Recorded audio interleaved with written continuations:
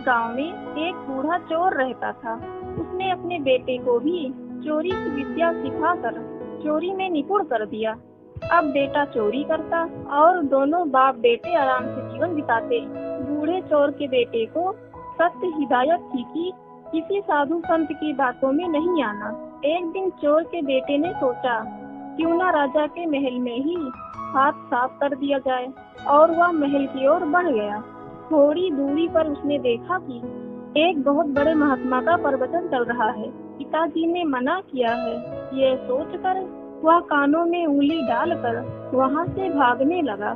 भागते भागते जैसे ही वह भीड़ के निकट पहुंचा, वह एक पत्थर से टकराकर नीचे गिर गया। तभी महात्मा जी की आवाज उसके कानों में पड़ी, कभी झूठ नहीं बोलना चाहिए। जिसका नमक खाओ उसका कभी बुरा मत सोचो। जो ऐसा करता है उसको ईश्वर सदैव सुखी बनाए रखता है।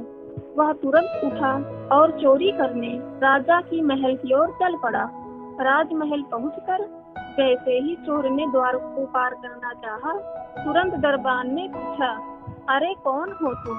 इतना सुनते ही चोर को महात्मा का उपदेश याद आया। झूठ नहीं बोलना चाहिए।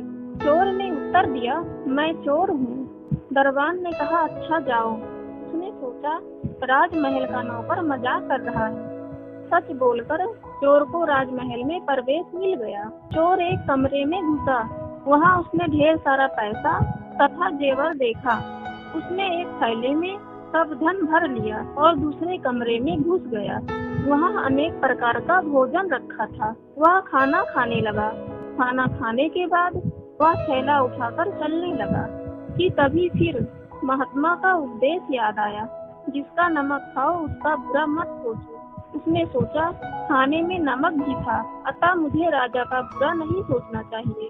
इतना सोचकर वह वापस चल पड़ा। पहरेदार ने फिर पूछा, क्या हुआ, चोरी क्यों नहीं की? चोर ने कहा, जिसका नमक खाओ उसके यहाँ चोरी नहीं करते, इसलिए सारा धन रसोई घर में छोड़ आया। तभी रसोइये की आवाज आई, चोर पकड़ो पकड़ो। तो दरबान ने चोर को दबोच लिया और राजा के सामने पेश किया। पूछने पर राजा के सामने चोर ने कहा, मैंने तो सत्य कहा महाराज, मैं चोर हूँ, किंतु मैंने आपका भोजन खा लिया, और जिसका नमक खाते हैं वहाँ चोरी नहीं की जाती, अतः मैं धन छोड़कर भाग रहा था। चोर के उत्तर से राजा बहुत प्रसन्न हुआ और उसे अपने यहाँ नौकरी दे दी। राजमहल से घर जाकर चोर ने अपने पिता से कहा, देखिए पिताजी, महात्मा की बात मानने के कारण ही आज मुझे दरबार में नौकरी मिली। महात्माओं के प्रवचन से सभी का कल्याण होता है।